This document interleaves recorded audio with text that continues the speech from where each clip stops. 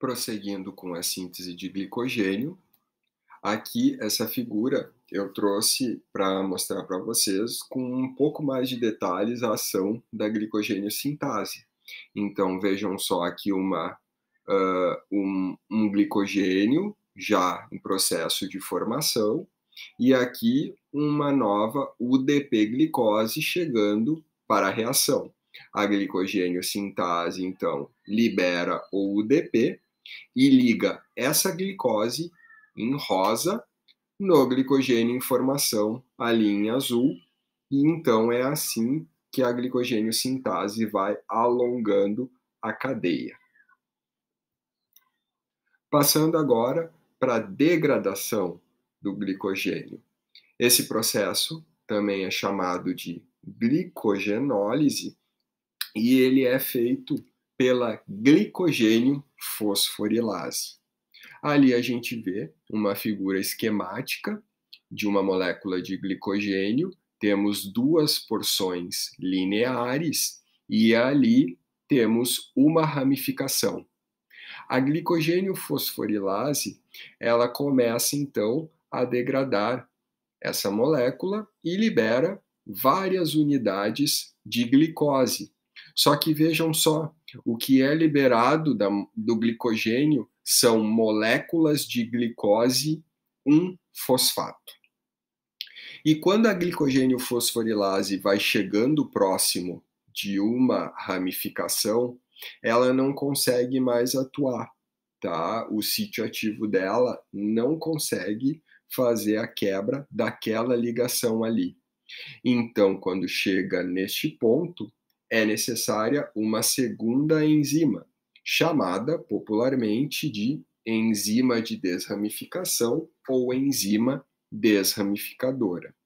O que essa enzima faz? Ela primeiro pega essa porção ali em amarelo do glicogênio, passa para a cadeia de baixo, então olhem só, aqui ela está na parte de cima, aqui ela já está na parte de baixo, e então sobra apenas uma unidade de glicose lá na ramificação, que também é a enzima desramificadora, que acaba fazendo essa quebra aqui. Contudo, sempre essa glicose que está localizada no ponto da ramificação, ela é liberada na forma de glicose livre, enquanto que, se lembram, eu tinha dito que as outras eram liberadas na forma de glicose 1-fosfato. Então, a maioria é liberada como glicose 1-fosfato, mas sempre essa glicose nos pontos de ramificação saem como glicose livre. No caso do fígado, é importante diferenciar essas glicoses que estão na forma de glicose 1-fosfato. Por quê? Porque o fígado, se lembram que eu tinha dito, ele é capaz de mandar glicose para o sangue. Só que para a glicose sair de dentro de uma célula, precisa estar na forma de glicose livre. Então, todas essas glicoses 1-fosfato aqui, quando presente no fígado, primeiro formam glicose 6-fosfato e após isso surge uma outra enzima, age uma outra enzima, que é a glicose 6-fosfatase. Essa glicose 6-fosfatase degrada então a glicose 6-fosfato em glicose, que é a glicose livre, e agora, portanto, essa glicose livre pode sair das células do fígado e ir para o sangue e se distribuir pelos mais diferentes tecidos do nosso corpo. Essa enzima glicose 6-fosfatase, a gente já tinha visto ela na outra aula, porque ela é uma enzima da gliconeogênese. Então, ela trabalha tanto na gliconeogênese quanto para degradar a glicose 6-fosfato proveniente da glicogenólise hepática. E no fim, é por causa dela que então a glicose consegue sair do fígado e ir para o sangue. Vamos conversar um pouquinho mais sobre isso. Por que que é importante para a glicose ir para o sangue? Porque a gente viu que diferentes tecidos dependem muito ou exclusivamente de glicose. Exemplo, o cérebro. O cérebro, no jejum, ele precisa de muita glicose.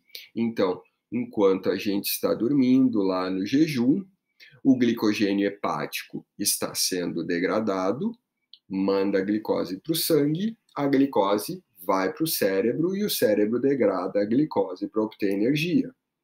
Mesmo pensamento para a gliconeogênese. Durante o jejum, enquanto estamos dormindo, a gente também tem o processo de gliconeogênese, produzindo glicose lá no fígado. A glicose vai para o sangue e vai, por exemplo, para o cérebro para ser degradada e gerar energia. Claro que eu estou exemplificando o cérebro, mas diversos outros órgãos também usam essa glicose, como rins, músculo cardíaco, músculo esquelético, etc. Visto tudo isso, agora a gente parte para a regulação do metabolismo do glicogênio. Vamos ver como é que é regulado a síntese e como é que é regulada a degradação dessa molécula. Vimos que a principal enzima da degradação é a glicogênio fosforilase, enquanto que a principal enzima da síntese é a glicogênio sintase. Baseado nisso, a gente já pode inferir, já pode raciocinar que quando a glicogênio fosforilase está ativada, a glicogênio sintase vai estar inibida e vice-versa. Claro, né? Quando a gente está degradando o glicogênio, não faz nenhum sentido tu sintetizar ao mesmo tempo.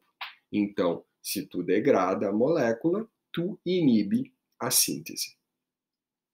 A degradação, ela é ativada pelo hormônio glucagon, a síntese é ativada pelo hormônio insulina. Outras coisas que têm que serem ditas. O glucagon age por meio de fosforilação, enquanto que a insulina age principalmente por desfosforilação.